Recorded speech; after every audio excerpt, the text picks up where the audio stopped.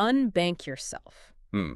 That was the hook, wasn't it? Hmm. I mean, it wasn't just some catchy slogan for a fintech startup. No, not at all. It was a philosophical challenge. It was a rallying cry you'd see printed on T-shirts, slapped on the back of laptops at every crypto conference from here to Singapore. Yeah, everywhere. If you were anywhere near the crypto space between, say, 2017 and 2021, you could not escape Celsius Network. They were just omnipresent. It was incredibly seductive marketing. You really have to give them that. And you have to remember the context of the time. Right. It arrived right at this perfect moment when people were just feeling so cynical about traditional finance. We were in that era where the interest rate on your standard savings account was, basically zero. Yeah, 0.01% if you were lucky. Exactly. You put $1,000 in the bank, and at the end of the year, you'd have enough interest to buy, I don't know, a pack of gum. Maybe. Maybe. And that's if they didn't hit you with a monthly maintenance fee that wiped it all out anyway. Of course. Overdraft fees, wire transfer fees. It just felt like a rigged game. Yeah. And then suddenly, here comes this company, Celsius, striding in like a white knight. Totally. And they're saying the banks are ripping you off. They're making a fortune on your money and keeping all of it. Come to us. We're the good guys. We're the community. That was the word they used all the time. Community. Yes. They position themselves as the antidote to Wall Street greed, the Robin Hood of crypto, if you will. They promise financial freedom. They promise safety, which is a key word we're going to have to circle back on and dissect later. And they promise yields that made stock market returns look like pocket change.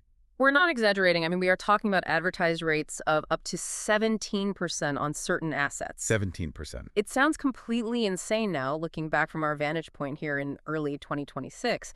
But at the time, people just nodded and said, yeah, that makes sense. It's crypto. It's blockchain efficiency. Right. The middlemen are gone. But that slogan, unbank yourself, it has taken on such a dark, almost cruel irony now. It really has.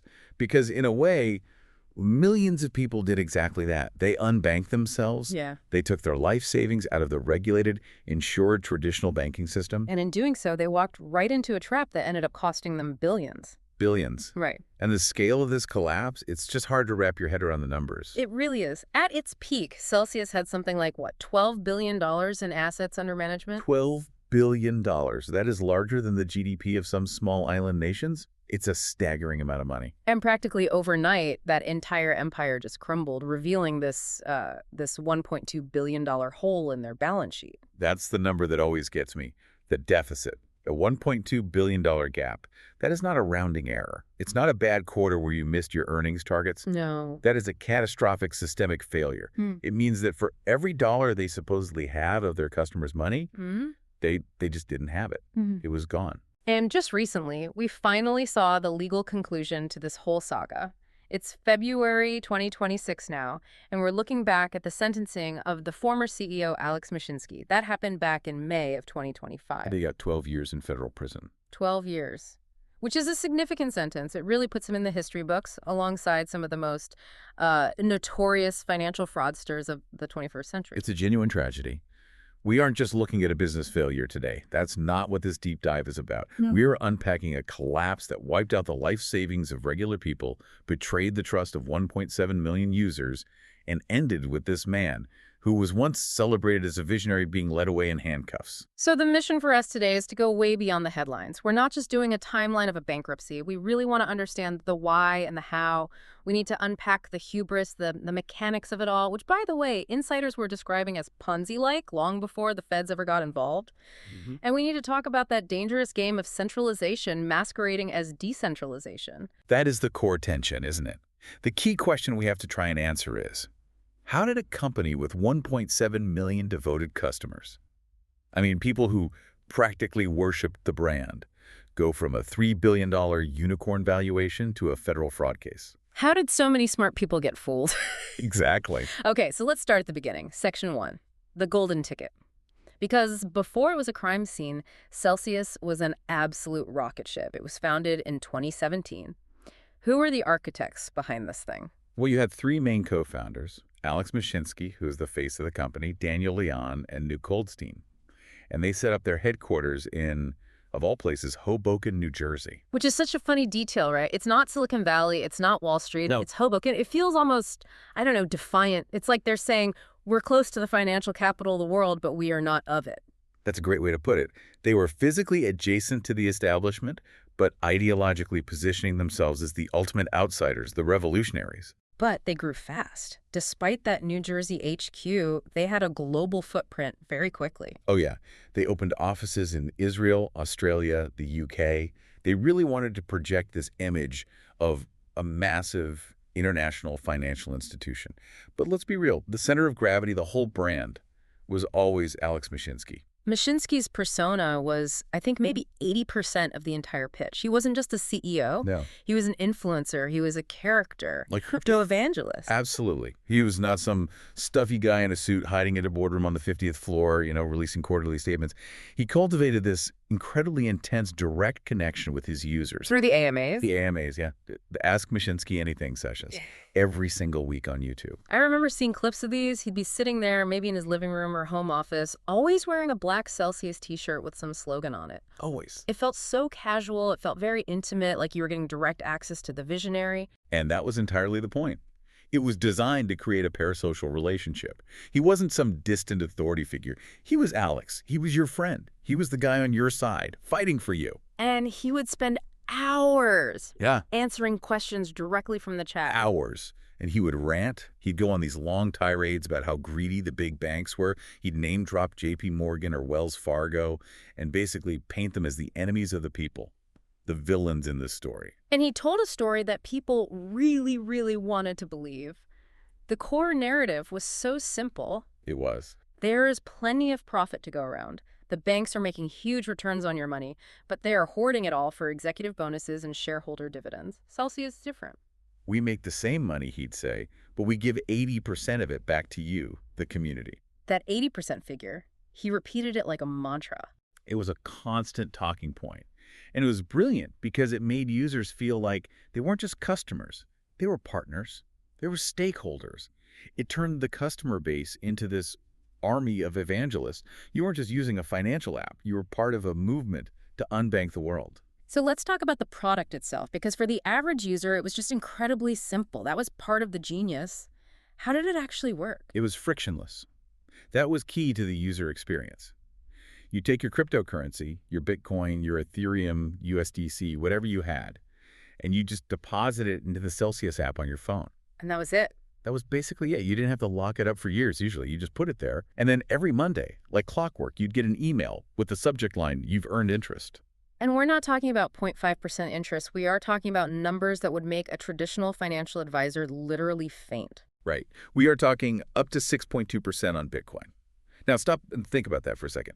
Bitcoin is already this volatile asset that people are hoping will appreciate in value. To get a guaranteed, or what felt like a guaranteed 6% yield on top of that potential appreciation, that's the holy grail of investing. It's unheard of. And what about for stablecoins, the ones pegged to the dollar? That's where it got even crazier. They were offering yields as high as 17% annually at certain times. Yeah. 17% on your dollars. If a guy on a street corner came up to you and offered you a 17% return on your cash, you would assume he's running a scam or selling something illegal. Of course. But in crypto, in that 2019 to 2021 window, that skepticism was just suspended. People thought, well, this is the new technology. This is just how efficient the blockchain is. The middlemen are gone, so all that profit comes directly to me. That was the dangerous assumption people made. They conflated technological innovation with financial magic. And Mashinsky was a master at selling the idea that this incredible yield was risk-free, or at least very, very low risk, because it was coming from this superior, technologically advanced business model. Okay, and then there was the flywheel. This is where the tokenomics come in and where things start to get a little more, let's say, engineered. Tell us about the CEL token. So Celsius created their own cryptocurrency, their own token called CEL. It was an ERC20 token on the Ethereum network. And they built this whole system to incentivize you to want it, to hold it, and most importantly, to never, ever sell it. It was basically like a loyalty program on steroids, right? Like airline miles, but you could trade them on an open market. That's a perfect analogy. Here was the pitch. If you chose to get your weekly interest paid out in CEL tokens instead of in Bitcoin or dollars, you got a higher rate, a bonus. So instead of 5%, maybe you'd get 6%. Exactly. And then there was another layer. If you held a certain percentage of your total portfolio in CEL tokens, you leveled up your account status. You could become a platinum user. Ah, gamification. Pure gamification. And being a platinum user had perks. You had the absolute highest yields on all your deposits, and you got the lowest interest rates if you wanted to take out a crypto-backed loan from them. So the theory here, the flywheel they sold to everyone, was this. If more users join the platform, more people will want to become platinum users to get the best rates. Right. That means more people will be buying the CEL token from the market. If more people buy the token, the price goes up. If the price of CEL goes up, everyone holding it gets richer on paper. And that rising price attracts even more users who see the games and want in. It's a positive feedback loop. As long as the user base is growing and new money is flowing in, the token price goes up, which attracts more users, which drives the price up further. It looks like a perpetual motion machine of wealth creation. And for a while, I mean, it worked. The growth was absolutely explosive. They did an initial coin offering, an ICO, way back in March of 2018. Right, and they raised $50 million. That gave them their initial war chest to start this whole thing. And by late 2021, the numbers were just staggering. The valuation explosion was real. In October 2021, they closed a massive funding round. It was, what, $400 million? $400 million. And this is the part that gave them so much credibility, because this wasn't just, crypto whales or retail investors throwing money at them. No, this is the part that made everyone think it was safe. Who was leading that round? This is so crucial to the story. The round was co-led by a company called Westcap and CDPQ. Now, CDPQ stands for Caisse de dépôt et placement du Québec. Which is? They are the second largest pension fund in Canada. A pension fund. That is the definition of smart money. That is teachers and firefighters' retirement money. That is public sector workers' nest eggs. Precisely. And when a massive conservative institution like a pension fund invests in something, the market assumes, okay, the adults are finally in the room. They must have done a forensic audit. They must have gone through the books with a fine-tooth comb. This thing must be legit. It gave Celsius this incredible veneer of institutional safety that was just invaluable for their marketing. It allowed Mashinsky to go on CNBC and say, look, we are not a gamble. We are backed by the biggest, most respected institutions in the world. And with that investment, they were valued at $3 billion, a unicorn 3 times over. They were flying so high, they were even acquiring other companies. They bought an Israeli cybersecurity firm called GK8 for $115 million.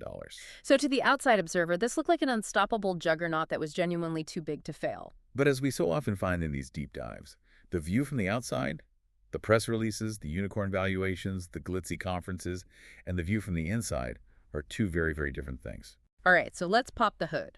This brings us to section 2 of our discussion today. Under the hood, the business model versus reality. Because on paper, the business model they sold to everyone was simple enough. Very simple. We take your deposits, we lend them out to big institutions who need crypto for their trading, we collect a high interest rate from them, and we split the profits with you. That was the safe version of the story, lending. The idea was that there are these big market makers and crypto hedge funds who need to borrow Bitcoin or Ethereum to facilitate their trading or arbitrage strategies. Celsius lends to them, takes some collateral, and collects a fee. And if that's all they were doing, it would have been a pretty boring, low-margin business. Exactly. Boring businesses do not pay out 17% yield. It just doesn't happen. The math doesn't work. So to generate those double-digit yields, standard over-collateralized lending isn't going to cut it. Not even close. So Celsius had to go much, much further out on the risk curve. They were engaged in a lot of other activities they didn't really advertise. They were doing their own Bitcoin mining operations, which is incredibly capital-intensive and risky, and they were doing something they called discretionary trading. Discretionary trading. That sounds like a very fancy way of saying gambling. It basically is. Yeah. It means their internal trading desk was taking pooled user funds and actively betting on the direction of the market. They were acting like a hedge fund, but without ever telling the users that their safe deposits were actually being used as the capital for a high-risk hedge fund. But there's a specific term that came up again and again in the investigation after the collapse that sounds absolutely terrifying. Rehypothecation. Can you break this down for us? Because it sounds complicated, but I have a feeling the core concept is actually pretty simple and incredibly dangerous. It is the widowmaker of finance. It's what brought down Lehman Brothers. Okay, let's use a simple analogy. Imagine you have a very expensive, rare watch. You need some cash, So you bring the watch to me. I'm a lender.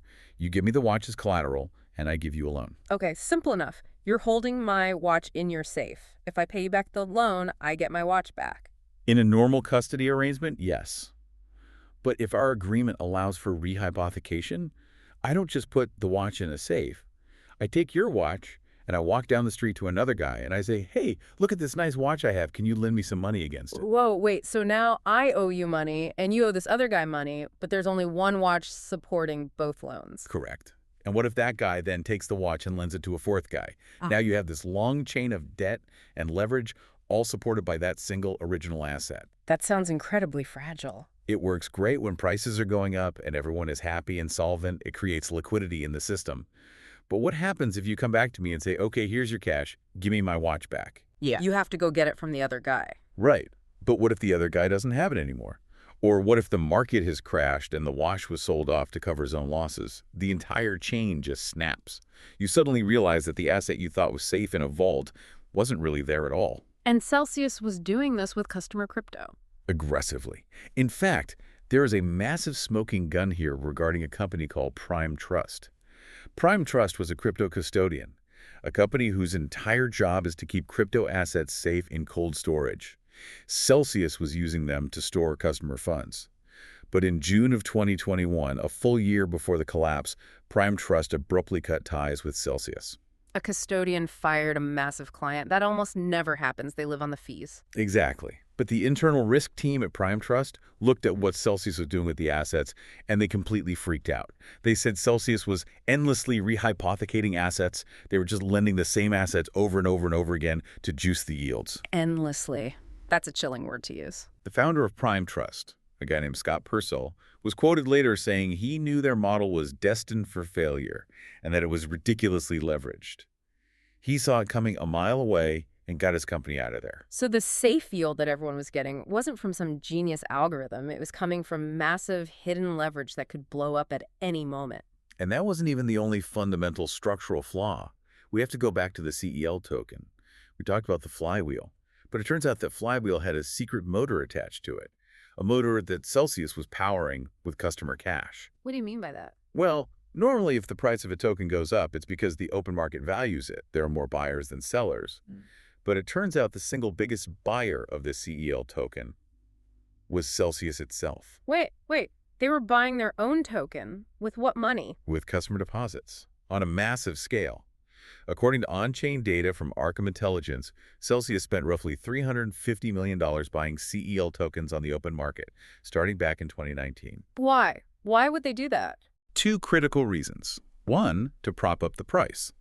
If the price of CEL starts to drop, their own balance sheet looks terrible, the flywheel stops spinning, and people start to lose faith in the whole system. Two, they literally needed the tokens to pay out the weekly interest rewards to all those customers who had elected to earn in CEL. Okay, let me see if I can wrap my head around the circular logic. They take my Bitcoin deposit, they use the value of my actual Bitcoin to go onto an exchange and buy their own CEL tokens, which keeps the price of CEL artificially high.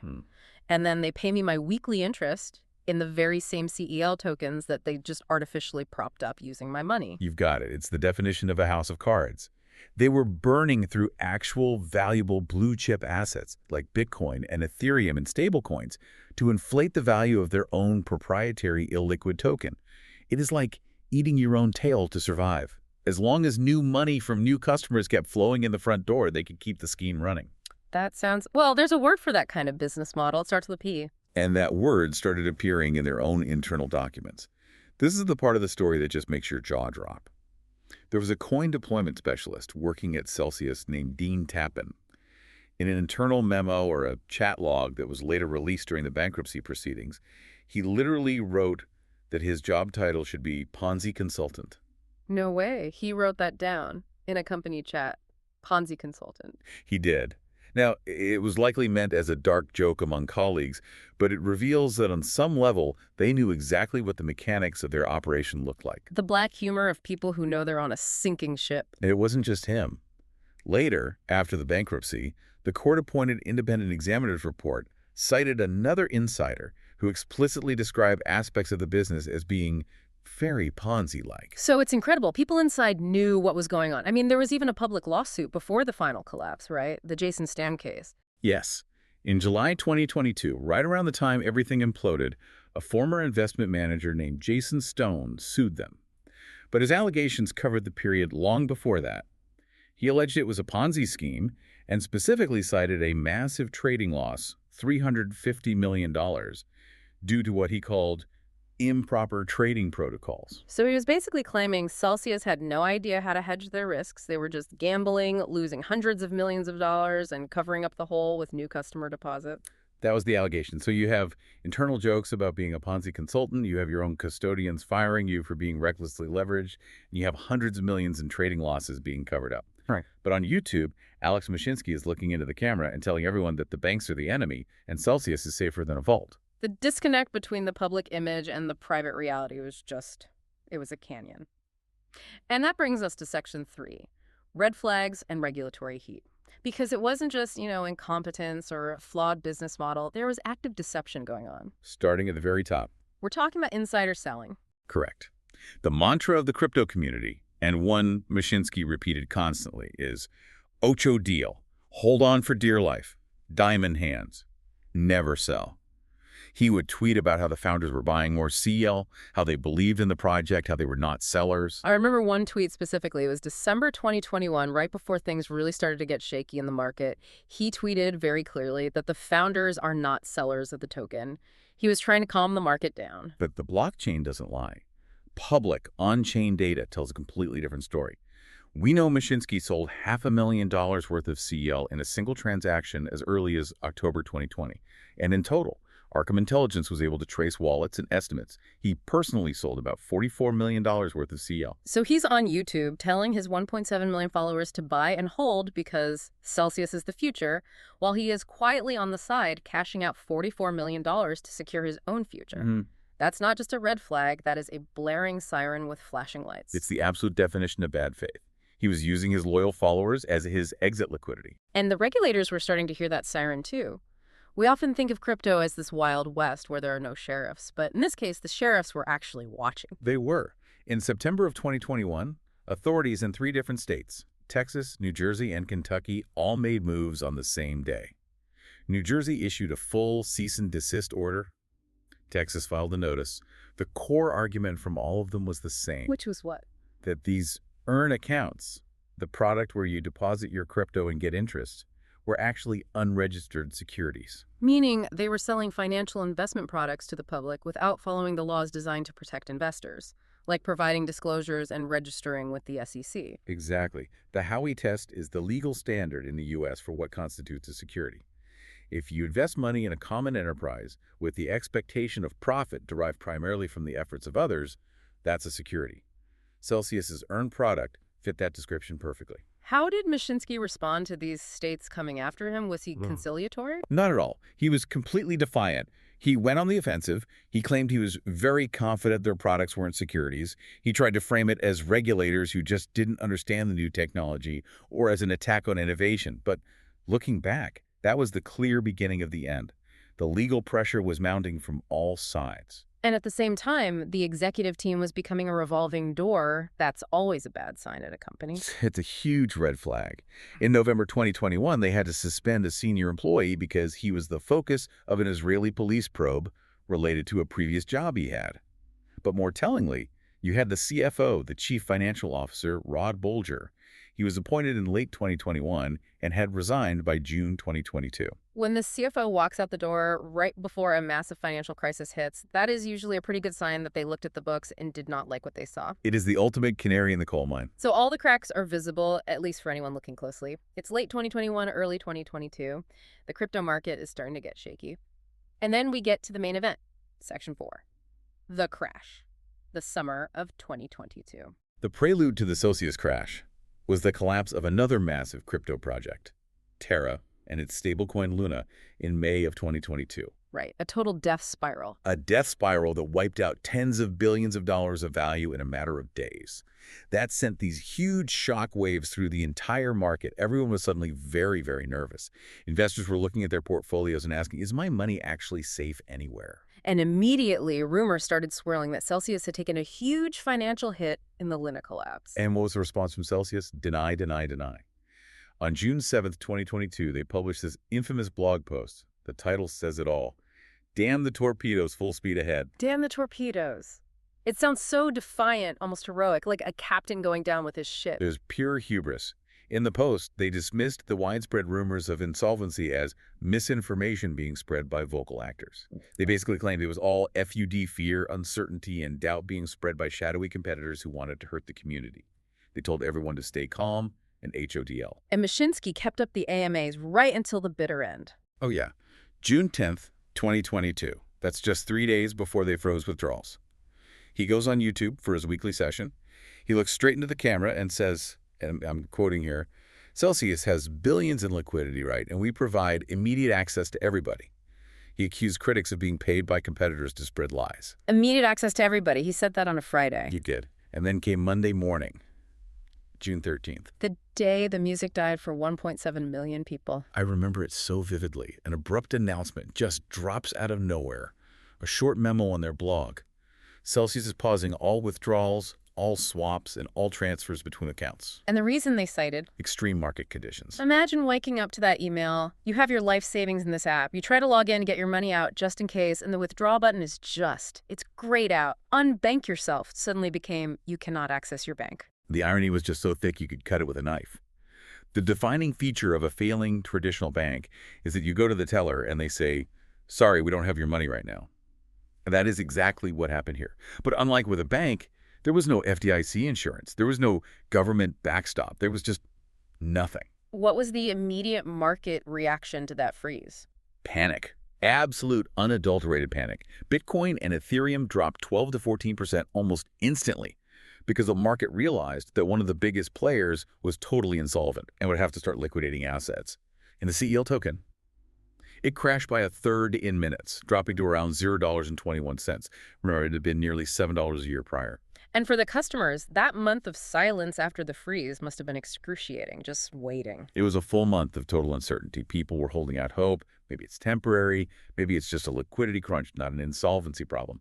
But then, on July 13th, 2022, exactly 1 month to the day after the freeze, Celsius officially filed for Chapter 11 bankruptcy protection. And that court filing finally revealed the ugly truth that Mashinsky had been hiding for so long. The numbers were horrific. They officially had that $1.2 billion deficit on their balance sheet. They had only $167 million in cash on hand to deal with $5.5 billion in total liabilities. And of that, they owed their own customers $4.7 billion. So for every dollar they owed their customers, they had, what, like 3.5 cents in cash available? Something like that. The filing explicitly admitted that the deficit was caused by a modern bank run.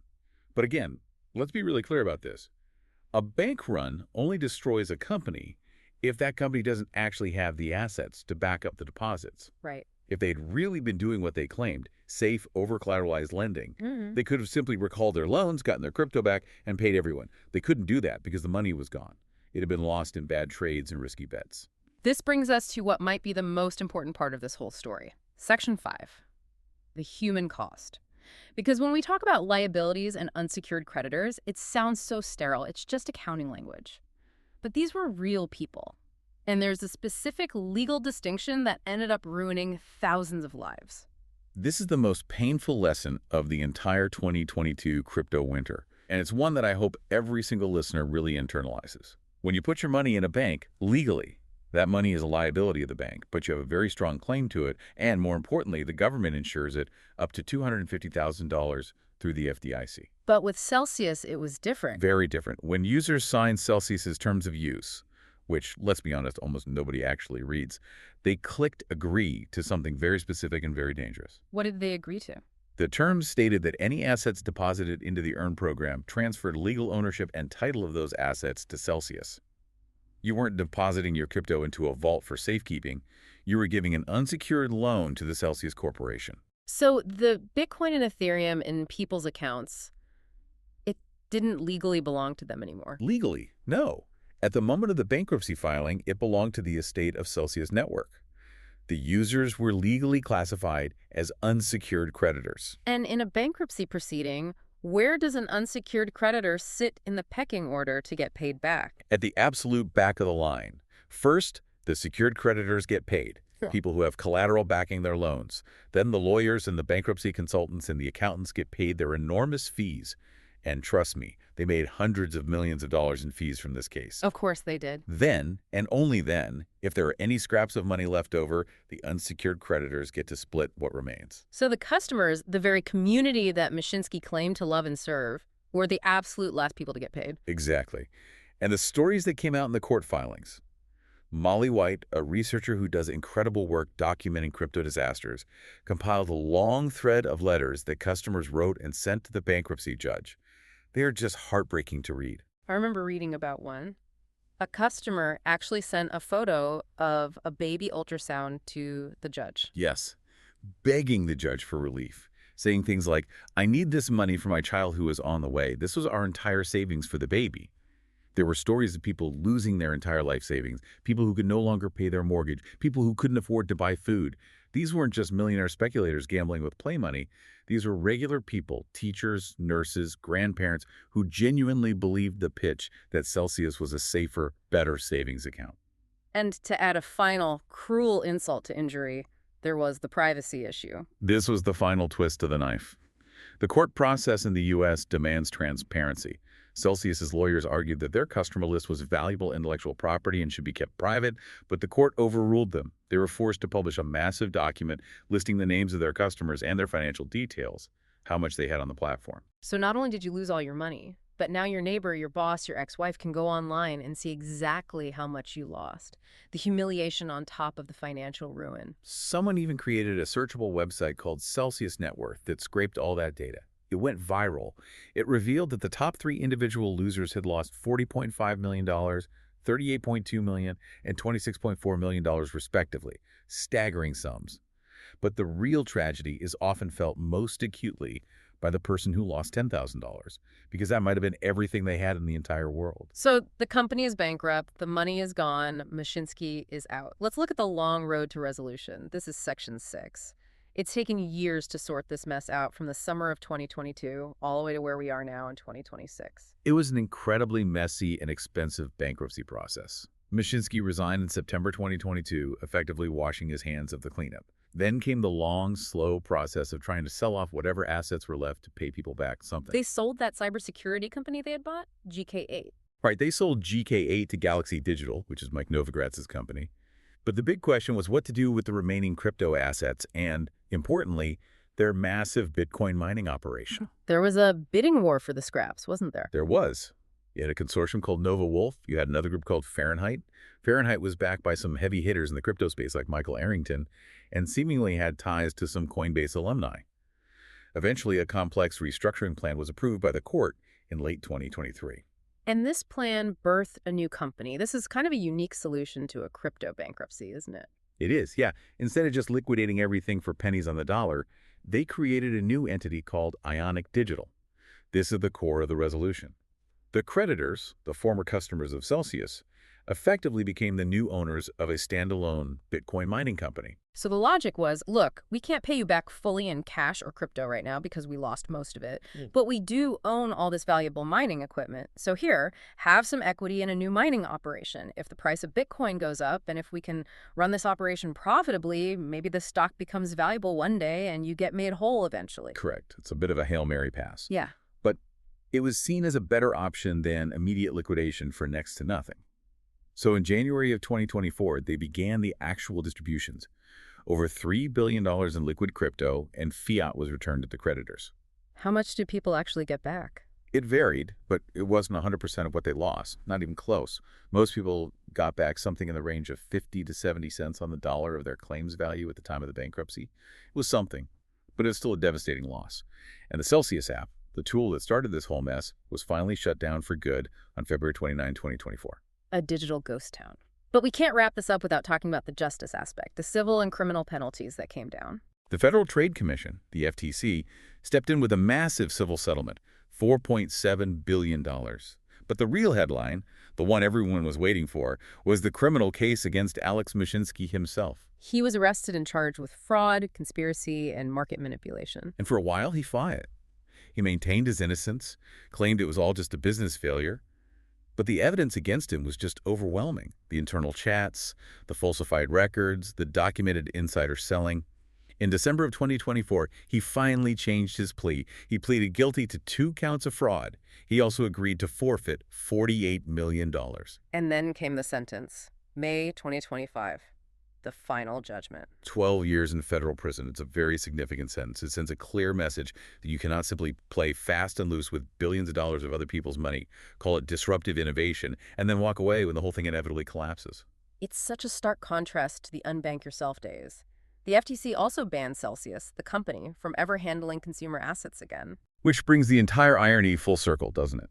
The company that set out to replace the banks has been legally and permanently prohibited from ever acting like one again. So, as we close out this deep dive, what is the big overriding lesson here? What's the takeaway? For me, it's really about the fundamental definitions of risk and trust. Celsius sold people a fantasy. They told them they could have the high rewards of crypto with the safety and security of a traditional bank.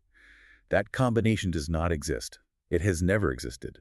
If you are being offered a 17% yield, you are taking on 17% worth of risk. There is no free lunch in finance. And there's the critical issue of centralization. Precisely. The whole point of crypto, the reason Bitcoin was invented, was to remove the need for trusted middleman. Bitcoin trustless. You don't need to trust a CEO or a board of directors for the Bitcoin network to work. Code is law. Celsius was the complete opposite of that. It was a black box. You had to trust Alec Mashinsky. You had to trust their secret trading desk. You had to trust their reckless rehypothecation strategies. DeFi in name, CeFi in reality. Exactly. It was CeFi centralized finance, but without any of the protections. Without regulation, without FDIC insurance, without transparency. It's just a casino where the house holds all the cards and can change the rules at any time. It's a very sobering lesson. You know, they always said banks aren't your friends, and maybe they aren't. Banks are businesses out to make a profit. But at least when a bank fails, the government steps in to protect depositors. When Celsius failed, the only thing that was guaranteed was the silence. And as we sit here, looking back from 2026, I have to wonder if the industry has really learned that lesson. Are users today actually demanding proof of reserves and transparency from the platforms they use? Or are we all just waiting for the next charismatic leader to show up and promise us 20% yields? That is the question to end on, isn't it? If someone offers you a return that looks too good to be true, it almost certainly is. Unbank yourself, but do it at your own risk. Indeed. Yeah. Because if you don't hold the private keys, it's not your crypto. And if you don't know where the yield is coming from, you are the yield. You are the yield. That's a chilling thought. Thanks for listening to The Deep Dive. Stay skeptical, stay curious, and we'll see you on the next one.